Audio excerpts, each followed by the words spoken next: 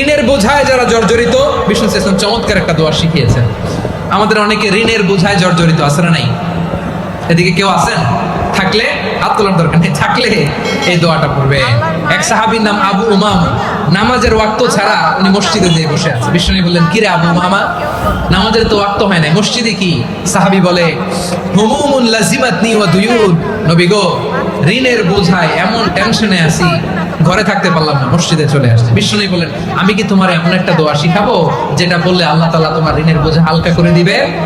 আবু উমামা বললেন, ইয়া রাসূলুল্লাহ, অবশ্যই শিখাবেন। বিষ্ণু বললেন, তাহলে তুমি পড়বা, আল্লাহুম্মা ইন্নী আউযু বিকা মিনাল হাম্মি ওয়াল হাযান ওয়া আউযু বিকা মিনাল জুবনি ওয়াল বুখল ওয়া আউযু বিকা মিন গালাবাতিদ দাইনি ওয়া কাহরির রিজাল।